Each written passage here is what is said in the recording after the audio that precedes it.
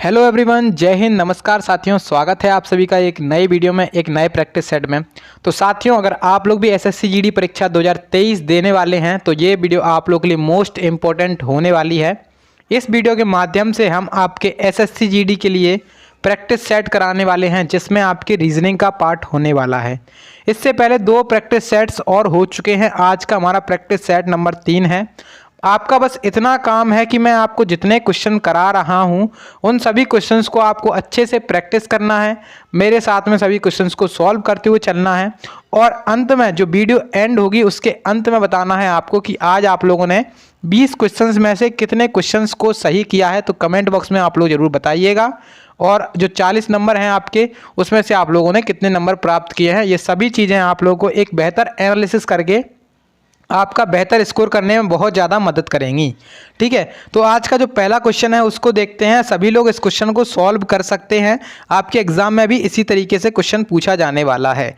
देखिए, कह रहे हैं पहले क्वेश्चन में निम्नलिखित प्रश्न में दिए गए विकल्पों में से संबंधित संख्या को चुनिए। यानी कि जो पहला क्वेश्चन है इसमें एक यहाँ पे संबंध दिया गया है, वही संबंध हमें यहाँ पे निकालना है। तो 814 का संबंध हमें किससे दिया गया है? 814 का संबंध दिया गया है 418 से। क्या किया है इसमें इन्होंने रिवर्स कर दिया, यानी कि यहाँ पे जो 4 था वो पहले आ गया, यानी कि लास्ट में जो था वो पहले आ गया है, बीच वाला एक सेम ही रहा है, और जो अपना पहला वाला था वो लास्ट में चला गया। इस तरीके से यहाँ पे इन्होंने पैटर्न को आजमाया है। अब देखिए यहाँ पे 927 है, तो 927 में इस तरीके से जब हम इसको आजमाएंगे तो 2 अपना बीच में ही रहने वाला है, 7 इधर आ जाएगा और जो अपना 9 है वो लास्ट में चला जाएगा, तो 729 बन जाएगा। अब 729 कौन से ऑप्शन में है? ऑप्शन नंबर 2 में। यहाँ पे 729 है। करेक्ट आंसर भी क्या हो जाएगा? ऑप्शन नंबर 2 करेक्ट आंसर हो जाएगा। तो बहुत ही आसान क्वेश्चन था। हम धीरे धीरे लेवल को अप करते हुए चलेंगे तो सभी क्वेश्चन आपको एकदम से सॉल्व करते हुए चलना है। अब देखिए क्वेश्चन नंबर 2 और इसमें थोड़ा सा आपका लेवल बढ़ चुका है। देखिए क्वेश्चन नंबर 2 में आपसे कह रहे हैं कि निम्नलिखित प्रश्न में दिए गए विकल्पों में से संबंधित अक्षरों को चुनिए। यहाँ पे मैन का संबंध दिया गया है एन सी क्यू से, और टी ए पी का संबंध हमसे बोल रहे हैं कि टी ए पी का संबंध किससे होगा। तो देखिए क्या लॉजिक लगाया गया है इसमें, वो देखते हैं। सबसे पहले एम ए एन। अब आप देखेंगे कि एम जो है ना वो अपना 13 नंबर पे आता है, ए आता है 1 पे, एन आता है 14 पे। इसको इन्होंने लिखा गया है एन सी और Q। अब देखिए जो N आता है वो 14 पे आता है, C आता है वो कितने पे आता है? 3 पे आता है, और Q आता है 17 पे। यहाँ पे जो 13 था उसको चेंज कर दिया है 14 में, यानी कि पहले में 1 जोड़ा है, और यहाँ पे 1 था 3 हो गया है, यानी कि 2 जोड़ा गया है। और N यानी कि 14 था और 17 हो गया है, 3 जोड़ा गया है। अब आप लोगों को एक सीरीज नज़र आ रही होगी कि 1 जोड़ा पहले में, दूसरे में 2 जोड़ा और तीसरे में 3 जोड़ा। तो ये सीरीज को हम यहाँ पे फॉलो करा देंगे और अपना आंसर निकाल लेंगे। तो TAP का निकालेंगे, तो TAP। अब देखिए T जो है ना वो अपना 20 नंबर पे आता है, इसमें 1 जोड़ेंगे तो हो जाएगा 21, और 21 पे क्या आता है? U आता है। तो U से कौन सा ऑप्शन स्टार्ट नहीं है, तो एक ऑप्शन यहाँ से चला जाएगा O वाला, यानी कि फर्स्ट ऑप्शन हमारा चला गया। उसके बाद अगर हम देखें यहाँ पे, तो यहाँ पे हमें 2 जोड़ना पड़ेगा और यहाँ पर 3 जोड़ना पड़ेगा। अब देखिए P अपना कितने नंबर पे आता है? 16 पे आता है। 16 और 3 कितना हो जाएगा? 19 हो जाएगा। 19 नंबर पे क्या आता है? S आता है। यानी कि अब हमारे जो अंत होगा वो कहाँ से होगा? S से अंत होने वाला है, यानी कि U से स्टार्टिंग और S से अंत। यहाँ पे U से स्टार्टिंग है, R से एंड है, तो ये तो अपना हो नहीं सकता है। तो 2 ऑप्शन अपने चले गए। अब यहाँ पे हमें बीच वाला निकालना है, तो देखिए ए अपना 1 नंबर पे आता है, उसमें 2 जोड़ेंगे हो जाएगा 3, और 3 नंबर पे क्या आएगा? C आएगा। तो UCS यहाँ पे जो है ना इसका कोड होने वाला है, इसका सही कोड होने वाला है। तो ऑप्शन तीसरा यहाँ पे करेक्ट आंसर होगा। ऑप्शन जो 4 है यहाँ पे वो अपना चला जाएगा, केवल ऑप्शन नंबर 3 यहाँ पे आपका करेक्ट आंसर रह जाएगा इस क्वेश्चन का। ठीक है, चलो अब देखो क्वेश्चन नंबर 3, इसको भी देख लेते हैं। यहाँ पे आपको कह रहा है कि निम्नलिखित प्रश्न में दिए गए विकल्पों में से विषम संख्या को ज्ञात कीजिए। विषम संख्या का मतलब ये होता है यहाँ पे कि जो आपने विषम संख्या का मतलब यहाँ पे ऑड वन आउट आप लोग इंग्लिश में कर सकते हो, यानी कि सबसे अलग संख्या कौन सी है। 4 ऑप्शंस यहाँ पे आपके सामने हैं, इनमें से सबसे अलग संख्या कौन सी है वो आपको निकालना है। तो देखिए जब आप इसको गौर से देखेंगे तो यहाँ पे आपको सबसे अलग संख्या दिखेगी 242। अब वो कैसे दिखी है वो मैं बताता हूँ आपको।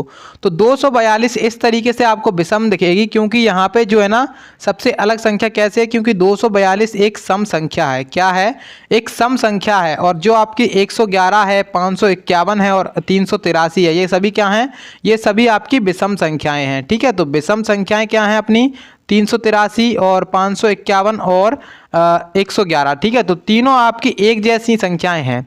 केवल यहाँ पे ऑप्शन 2 वाली है जो अपनी सम संख्या है, तो इस वजह से करेक्ट आंसर क्या हो जाएगा? ऑप्शन नंबर 2 यहाँ पे करेक्ट आंसर हो जाएगा इस क्वेश्चन का। ठीक है, चलो अब देखो क्वेश्चन नंबर 4 और 5 के लिए आपके सामने निर्देश दिए गए हैं। तो क्वेश्चन नंबर 4 और 5 निर्देश को पढ़ते हैं पहले। इसमें कह रहे हैं कि निम्नलिखित प्रश्नों में एक अनुक्रम दिया गया है जिसमें एक पद लुप्त है। दिए गए विकल्पों में से वह सही विकल्प को चुनिए जो अनुक्रम को पूरा करे। यानी कि यहाँ पे आपको एक सीरीज दी गई है, एक श्रृंखला दी गई है, एक अनुक्रम दिया गया है। यहाँ पे अगली वाली आपको बतानी है, जो क्वेश्चन मार्क है उसके स्थान पे कौन सी वाली आएगी, यहाँ पे ये चीज़ बतानी है। तो आपको यहाँ पे क्या करना है? सबसे पहले आपको पहले से चेक कर लेना। देखिए यहाँ पे ए था, इसमें पहले में बी है, इसमें पहले में सी है, तो अगले में जो है ना डी आएगा डेफिनेटली, क्योंकि ए बी सी और अगले में क्या आना चाहिए? डी आएगा। यानी कि स्टार्टिंग कहाँ से होगी? डी से स्टार्टिंग होगी। तो एक ऑप्शन ये और एक ऑप्शन ये, दो ऑप्शन अपने चले गए। अब देखिए यहाँ पे एस अपने देखा तो एस अपना 19 नंबर पे आता है, उसके पहले आर आएगा 18 नंबर पे, क्यू आएगा 17 नंबर पे, यानी कि 19 यहाँ पे था और आर अपना जो है ना वो 18 पे है और जो क्यू है वो अपना 17 पे है। अब अगले में क्या आना चाहिए? 16 आना चाहिए और 16 पे क्या आएगा? यानी कि स्टार्टिंग अपने डी से होगी। डी के बाद क्या आएगा? 16 नंबर पे कौन आता है? डी के बाद आएगा पी। अब डी के बाद पी कौन से ऑप्शन में है? तो यहाँ पे डी के बाद इसमें भी है, तो ये वाला ऑप्शन भी चला जाएगा। केवल एक ऑप्शन बचेगा, ऑप्शन नंबर 2, यानी कि डी पी भी। डी पी भी यहाँ पे इस प्रश्न का सही आंसर हो जाएगा। ऑप्शन नंबर 2 यहाँ पे डी पी भी यह इस प्रश्न का सही आंसर हो जाएगा। तो इसी तरीके से आपको एग्जाम में भी करना है। आपको पूरा चेक नहीं करना है। जब आपके सारे ऑप्शंस एलिमिनेट हो जाएंगे तो अपना आंसर जो है ना वो अपने आप आ जाएगा। ठीक है, तो आंसर आपको पता चल गया कि कौन सा था इसका आंसर। अब क्वेश्चन नंबर 5 को देख लेते हैं। इसमें कह रहे हैं कि आपको यहीं क्वेश्चन मार्क के स्थान वाली संख्या बतानी कि क्वेश्चन मार्क के स्थान वाली संख्या पर क्या आएगा। तो देखो कैसे करेंगे। सबसे पहले इसको नोट करना है। 56 लिखा है, फिर उसके बाद लिखा है 42, फिर लिखा है 30, फिर लिखा है 20 और अगले में क्वेश्चन मार्क और अगला दिया गया है हमें 6। अब देखिए 56 और 42, 30, 20 और क्वेश्चन मार्क और 6 आपके सामने एक ऐसी सीरीज आती है। तो सबसे पहले आपका दिमाग में एक लॉजिक आना चाहिए, वो आना चाहिए आपका डिफरेंस निकाल करके इसको सॉल्व करने का। तो डिफरेंस निकालेंगे जब हम इनका 56 से कितना हुआ है? 42 हुआ है, 14 घटाया है। कितना घटाया है? 14 घटाया गया है। अगली स्टेप में देखेंगे हम तो यहाँ पे 12 घटाया गया है, क्योंकि 42 से 30 हो गया है तो 12 घटाया गया है।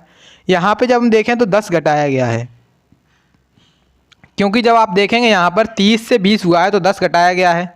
अब देखिए आप लोगों को एक सीरीज नज़र आ रही होगी। पहले 14 था, उसमें से 2 घटा करके 12 घटा दिया और उसमें से 2 घटा करके 10 घटा दिया। तो अगले में भी क्या घटाएंगे? 2 घटा करके 8 घटाएंगे। यानी कि यहाँ पे जो डिफरेंस आएगा 20 में से 8 घटाएंगे तो 20 में से 8 जाएगा, कितना बचेगा? 12 बचने वाला है। तो 12 यहाँ पे इसका आंसर हो जाएगा ऑप्शन नंबर 2। अब हमें चेक कैसे करना है कि 12 हमारा सही है या फिर गलत है? तो उसको देखिए यहाँ पे अब डिफरेंस यहाँ पे मान के चलो, अब यहाँ पे क्या आ गया? 12 आ गया। ठीक है, क्वेश्चन मार्क के स्थान पे क्या आ गया? 12 आ गया। अब डिफरेंस यहाँ पे कितने का आना चाहिए? 6 का डिफरेंस आना चाहिए। तो यहाँ पे जब 12 में से 6 घटाएं क्या बचेगा? 6 बचेगा। तो यहाँ पे जो 12 है वो बिल्कुल सही हमने यूज़ किया है। तो आंसर अपना ऑप्शन नंबर 2 हो जाएगा 12। ठीक है, चलो अब देखो क्वेश्चन नंबर 6। तो ये काफ़ी ज़्यादा इम्पोर्टेंट क्वेश्चन भी है, आप लोग इसको इम्पोर्टेंट लगा सकते हैं। और इस प्रकार के क्वेश्चन में आपसे गलती भी हो सकती है, क्योंकि इसमें आपको अंग्रेजी शब्दकोश यानी कि डिक्शनरी के अनुसार आपको अपना रिस्पॉन्स देना होता है। तो देखिए यहाँ पे आपको निम्नलिखित शब्दों को शब्दकोश में आने वाले क्रम के अनुसार लिखें। यहाँ पर आपको क्या करना है? सबसे पहले आपको देखना है अंग्रेजी वर्णमाला में सबसे पहले क्या आता है। तो यहाँ पे कॉमन चीज़ ढूंढेंगे सबसे पहले। तो कॉमन चीज़ इसमें क्या है? एच है। सभी में कॉमन क्या है? एच है पहले। तो एच के बाद क्या है? एच के बाद इसमें ए है, इसमें भी ए है। तो ए और आई में से पहले क्या आएगा? ए और आई में से पहले आएगा ए वाला। ए वाला पहले आएगा, तो ए वाला पहले आएगा। यानी कि 1 और 2 में से हम पहला लेंगे। यानी कि अब 1 और 2 में से पहला कौन सा होगा वो आगे निर्भर करेगा। तो आगे निर्भर कैसे करेगा। अब देखिए एच ए एन यहाँ पे एन तक तो कॉमन है, इसमें डी है और इसमें जी है। अब डी और जी में से पहले कौन आता है, तो डी और जी में से पहले आएगा डी, उसके बाद आएगा जी, यानी कि पहले एक वाला आएगा, उसके बाद जो दूसरी वर्ड दिया गया है वो आएगा। ठीक है, तो अपना कोड क्या बनेगा, अपना कोड बनेगा 1 और 2, 1 और 2 से स्टार्ट होगा। तो यहाँ पे सभी ऑप्शंस लगभग किससे स्टार्ट है, 1 और 2 से। अब यहाँ पे आपको इन दोनों को हटा देना है क्योंकि हमारा इनसे काम हो चुका है। अब देखेंगे एच आई एन और यहाँ पे एच और आई। अब देखिए एच आई में से यहाँ पे जो पांचवा वाला है वो पहले आ जाएगा क्योंकि यहाँ पे एल और एन का मतलब एल और एन में से क्या पहले आना चाहिए, एल और एन में से पहले आना चाहिए एल वाला, यानी कि जो पांचवा है वो यहाँ पे आएगा। तो 1 2 5 किस ऑप्शन में है, एक यहाँ पे ये वाला ऑप्शन चला जाएगा और एक यहाँ पे ये वाला ऑप्शन चला जाएगा। तो 2 ऑप्शन चलेगा हमारे। उसके बाद अब देखिए यहाँ पे अब हमने पांचवा भी हटा दिया है, हमारे पास बचे केवल 3 और 4, इनमें से हमें बस एक देखना है।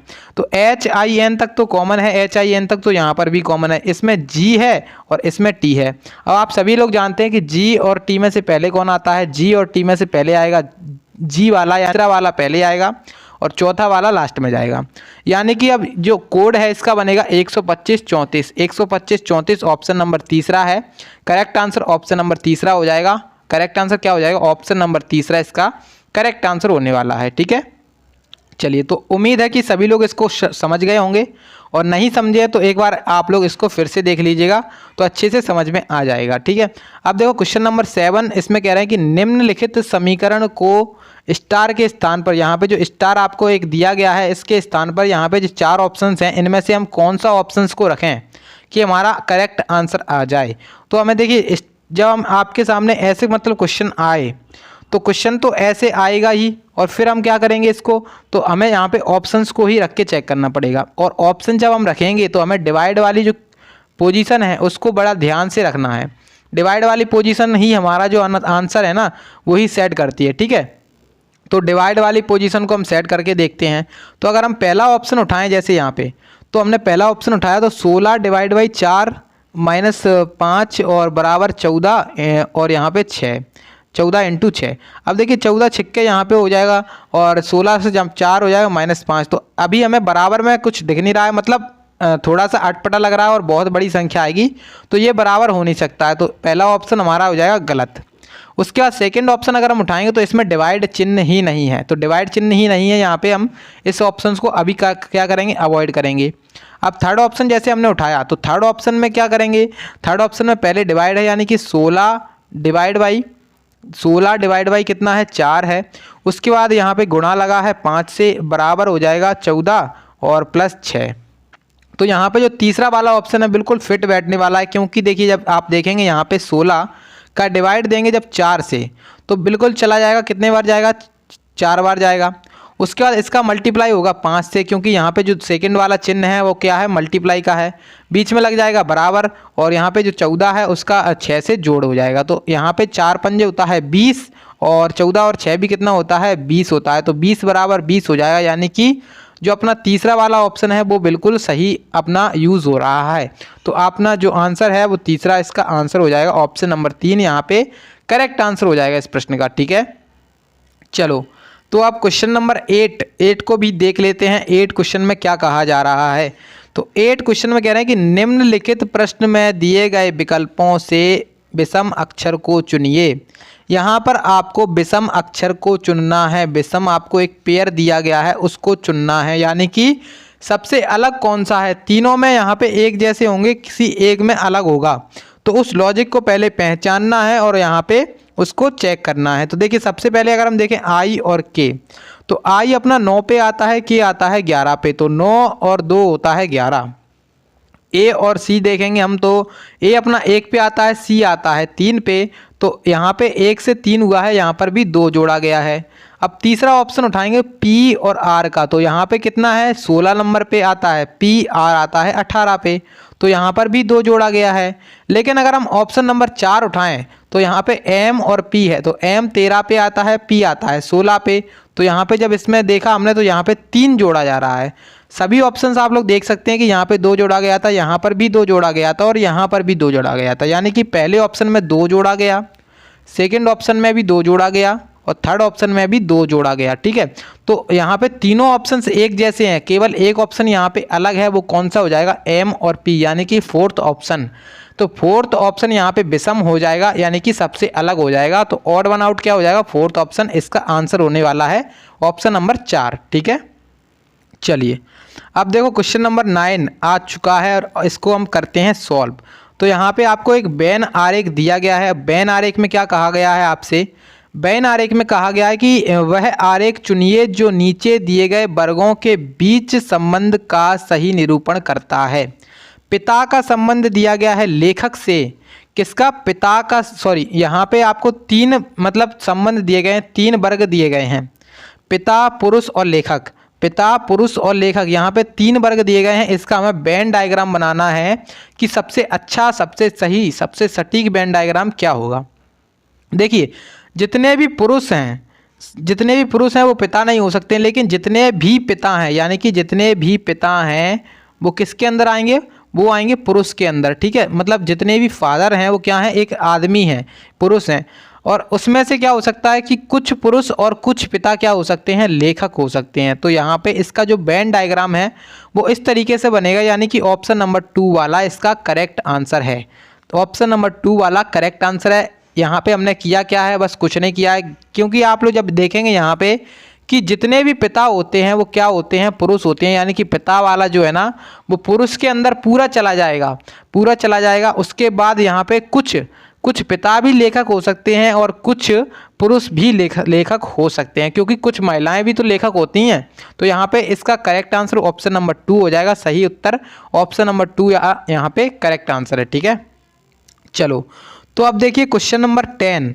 तो यहाँ पे आपसे कह रहा है कि यदि PRABA अक्षरों को किसी कूट भाषा में 2759 लिखा जाता है और THILAK को यहाँ पे इस तरीके से कोड किया जाता है, तो यहाँ पे हमसे पूछ रहे हैं कि भारती का कोड उसी कूट भाषा में किस प्रकार से लिखा जा सकता है, यहाँ पे कोड बताना है हमें। तो देखिए सबसे पहले तो आपको यहाँ पे एक लॉजिक अगर समझ में आता है तो ठीक है, नहीं तो यहाँ पे जब आपके सामने ऐसे क्वेश्चन आते हैं तो बस आपको जो कॉमन होता है उसको एक बार चेक जरूर कर लेना है कि यहाँ पे इसमें कॉमन क्या है। इसमें कॉमन है A और इसमें भी कॉमन है A। तो A का कोड यहाँ पे क्या लिया गया है, A का कोड लिया गया है 5 और इसमें भी A का कोड क्या लिया गया है, 5 लिया गया। यानी कि अब हमें बस अब कुछ नहीं करना है, जो यहाँ पे कोड है इनको मिक्स कर देना है। कैसे करेंगे, तो B का यहाँ पे मिल जाएगा कोड, ठीक है, B का प्रवाह में मिल जाएगा कोड और H का इसमें मिल जाएगा। मतलब अब कोड को क्या करना है, मिक्स करना है। तो देखिए BHARATH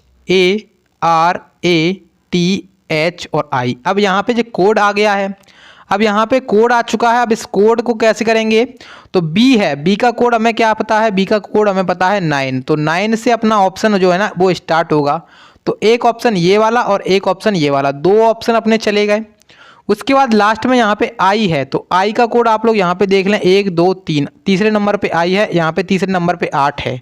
तो लास्ट में अपना 8 आना चाहिए और दोनों ऑप्शंस में लास्ट में क्या है, 8 है। तो अब हमें यहाँ पे करना क्या है, यहाँ पे R का कोड देखना है। तो यहाँ पे 7 है, यहाँ पर 5 है, तो R का कोड ही हमें बताएगा कि क्या हो सकता है। तो R को जब हम देखेंगे यहाँ पे R का कोड क्या है, 7 है, यानी कि 7 आना चाहिए। और तो यहाँ पे 1 2 3 4, चौथे नंबर पे क्या आएगा, 7 आएगा। तो 7 यहाँ पे किस में है, 1 2 3 4, यहाँ पे 7 नहीं है, यहाँ पे 5 है, तो ये भी गलत हो जाएगा। ऑप्शन केवल एक बचेगा, क्या हो जाएगा, ऑप्शन 1, जो कि अपना कोड हो जाएगा 9 6 और 5 7, फिर से 5 3 और 6 8। तो इस तरीके से इसका कोड होने वाला है। तो मैंने आपको पूरा करके नहीं बताया, क्योंकि आपको एग्ज़ाम में भी ऐसे ही करना है। आपको बस एक एक देख लेना है कि आपका एग्ज़ाम जो है ना, मतलब ऑप्शन एलिमिनेट हो जाए। ऑप्शन जब एलिमिनेट हो जाएगा तो मतलब आपके सभी ऑप्शन हट जाएंगे, केवल एक ऑप्शन बचेगा, और जो ऑप्शन बचेगा वो अपना राइट आंसर हो जाएगा। ठीक है, चलिए तो अब यहाँ पर हम देखते हैं नेक्स्ट क्वेश्चन को, और नेक्स्ट क्वेश्चन देख लेते हैं 11 क्वेश्चन। अब देखो क्वेश्चन नंबर 11 आ चुका है और इसमें आपसे क्या कह रहे हैं, इसमें कह रहे हैं कि एक ही पासे की 3 अलग अलग स्थितियों को दिखाया गया है। इसका अध्ययन करें और पहचानें कि निम्नलिखित में से कौन सा कथन सही है, यानी कि 4 ऑप्शंस में से कौन सा ऑप्शन सही है। तो सबसे पहले आपके सामने जब भी कोई पासा आता है, जब भी कोई डाइस आता है, तो आपको बस एक काम करना है कि इसमें जो आपके अपोजिट होते हैं, अपोजिट, तो उनको एक बार ज़रूर निकाल करके रख लीजिएगा साइड में, ठीक है। तो अपोजिट कैसे निकालेंगे, यहाँ पे कॉमन ढूंढना पड़ेगा हमें। तो यहाँ पे 1 और 2 इसमें कॉमन है, 1 और 2 इसमें कॉमन है, ठीक है। इसमें बचा है 3, इसमें बचा है 5, यानी कि अब 3 का जो अपोजिट है वो क्या हो जाएगा, 5 हो जाएगा। 3 का अपोजिट क्या हो गया, 5 हो गया। उसके बाद अगर हम देखें यहाँ पे तो 2 और 5 इसमें कॉमन है, 2 और 5 इसमें कॉमन है, तो यहाँ पे 1 बचा इसमें और 6 बचा इसमें। तो 6 का अपोजिट क्या हो जाएगा, 6 का अपोजिट हो जाएगा यहाँ पे कौन सा, 1 हो जाएगा 6 का अपोजिट। अब एक ही बचा रह गया है यहाँ पे, वो क्या बचा रह गया है, तो वो बचा रह गया है अपना 2 और 4। तो 2 और 4 क्या हो जाएंगे, एक दूसरे के अपोजिट हो जाएंगे। 2 और 4 एक दूसरे के अपोजिट हो जाएंगे। अब देखिए क्वेश्चन यहाँ पे ऑप्शंस हैं, उनको देखते हैं। ऑप्शन में कह रहे हैं, पहले ऑप्शन में कि 1 4 के विपरीत वाले फलक पर है, जबकि हमें पता है कि 4 का विपरीत वाले फलक पर कौन है, 4 के विपरीत फलक पर है 2, यानी कि पहला ऑप्शन तो अपना चला जाएगा, गलत हो जाएगा। सेकंड अगर हम देखें यहाँ पे 3 6 के विपरीत वाले फलक पर है, तो 3 के विपरीत क्या है, 5 है और 5 के विपरीत 3 है, यानी कि 3 के विपरीत 6 नहीं है, तो ये भी इन्होंने गलत लिखा है। अगर हम फोर्थ ऑप्शन देखें, 5 2 के विपरीत फलक पर है, जबकि हमें पता है कि 2 का विपरीत फलक पर कौन है, 2 के विपरीत फलक पर है 4, 5 के विपरीत फलक पर है 3, यानी कि जे वाला भी ऑप्शन गलत है। तो यहाँ पे ऑप्शन 3 यहाँ पे है, इसमें लिखा है कि 6 1 के विपरीत फलक पर है, 6 जो है ना वो 1 के विपरीत फलक पर है। ये बात बिल्कुल सही कही गई है, 6 वाला है ना 1 के विपरीत फलक पर है, यहाँ पर भी आप लोग देख सकते हैं। तो ऑप्शन तीसरा इसका सही आंसर हो जाएगा, करेक्ट आंसर हो जाएगा ऑप्शन नंबर 3, ठीक है। चलो, तो अब आ चुका है क्वेश्चन नंबर 12, जो कि आपका ब्लड और रिलेशन चैप्टर से है। ब्लड रिलेशन चैप्टर में बताना है, यहाँ पे आपको एक संबंध बताना होता है, तो इसमें एक फैमिली ट्री बनता है, तो उस फैमिली ट्री को बनाएंगे हम। देखिए अब यहाँ पे क्वेश्चन को पहले पढ़िए, आराम से पढ़िएगा क्वेश्चन को, जिससे आपको अच्छे से समझ में आए और एक बार में ही आप इसका आंसर निकाल सकें। अब यहाँ पे कह रहे हैं कि ए और बी क्रमशः भाई और बहन है, यानी कि बी बहन है, यानी कि अब हम यहाँ पे जो लड़का होता है, लड़का होगा उसको हम इसमें रखेंगे, और जो लड़की होगी उसको हम किस में रखेंगे, त्रिभुज में, ठीक है। तो इस चीज़ को आप लोग एक बार नोट कर लीजिए। तो अब इसको करते हैं सॉल्व। अब देखिए यहाँ पे कह रहे हैं कि ए और बी क्या है, भाई बहन है, जो कि क्रमशः है, यानी कि ए क्या है, भाई है, और बी क्या है, बहन है। तो बी यहाँ पे इसकी बहन हो जाएगी ट्राइंगल के अंदर। अगली स्टेप में पढ़ेंगे कि सी पिता है ए का, यानी कि ए का पिता कौन है, सी है। उसके बाद कह रहे हैं कि डी बहन है सी की और ई की माँ है डी, तो ई की माँ है डी की, ठीक है। देखिए डी बहन है सी की, यानी कि जो सी की बहन है वो कौन है, डी है।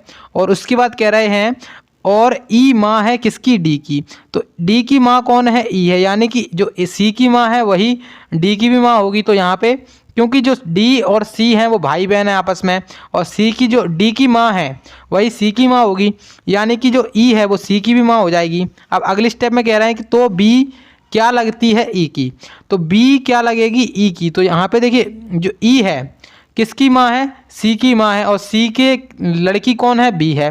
तो यहाँ पे जो बी है वो क्या लगेगी, सी की, तो बी ई की क्या लगेगी, बी ई की लगेगी पौत्री, यानी कि जो पोती कहते हैं इसको, पौत्री लगेगी, यानी कि ऑप्शन नंबर पहला इसका करेक्ट आंसर हो जाएगा, पोती, ठीक है। चलिए अब देखो क्वेश्चन नंबर 13, इसको भी देख लेते हैं एक बार। इसमें कह रहे हैं कि 4 लोग एम एन ओ और पी ताश खेल रहे हैं, एम दाईं ओर है एन के और पी बाईं ओर है ओ के, तो निम्नलिखित में से कौन जोड़ीदार हैं। तो यहाँ पे हमें इसको सॉल्व करना है। तो सबसे पहले क्या करेंगे, यहाँ पे जब ताश खेलते हैं तो 4 मतलब इस तरीके से यहाँ पे बैठाना पड़ेगा।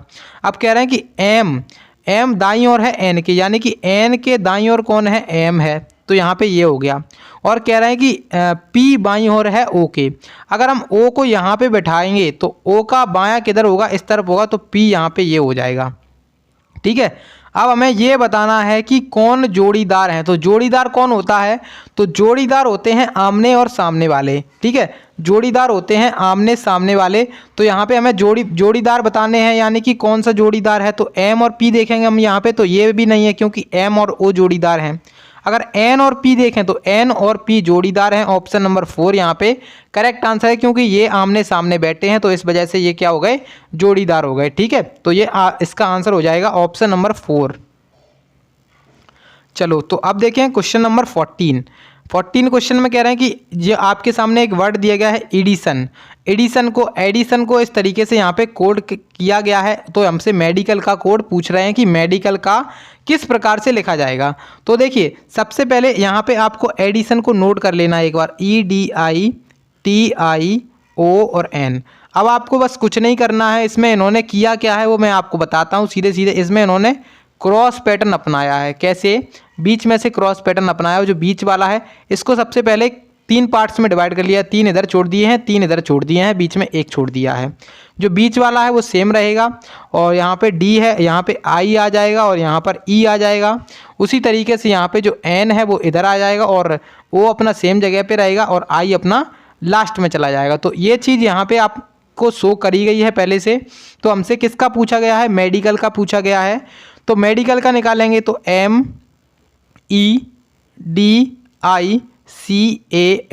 अब देखिए यहाँ पे जो इसको 3 पार्ट्स में हमने डिवाइड किया तो M अपना इधर, जो अपना M है वो लास्ट में चला जाएगा इस तरीके से, ये क्रॉस अपनाएगा और ये वाला भी क्रॉस पैटर्न अपनाएगा। तो D से स्टार्टिंग होगी, उसके बाद E आएगा, फिर M आएगा। तो DEM कौन से ऑप्शन में है? DEM ऑप्शन नंबर पहले में है। तो राइट आंसर ऑप्शन नंबर पहला हो जाएगा। बाकी सारे ऑप्शंस आपको छोड़ देने हैं, उनको तनिक भी देखना भी नहीं है। तो ऑप्शन नंबर पहला इसमें करेक्ट आंसर हो जाएगा। ठीक है, चलो अब देखो क्वेश्चन नंबर 15। इसमें आपसे क्या कह रहे हैं? कथन और निष्कर्ष। तो डायरेक्ट हम यहाँ पे कथन और निष्कर्ष देखेंगे और कथन देखेंगे और निष्कर्ष देखेंगे और आंसर लगाएं कि हमारा कौन सा निष्कर्ष हो सकता है। अब कथन यहाँ पे 1 2 कथन दिए गए हैं। तो पहले कथन में कह रहे हैं कि कुछ पेंसिल कलम है। तो पेंसिल कलम है, कुछ पेंसिल कलम है। तो जो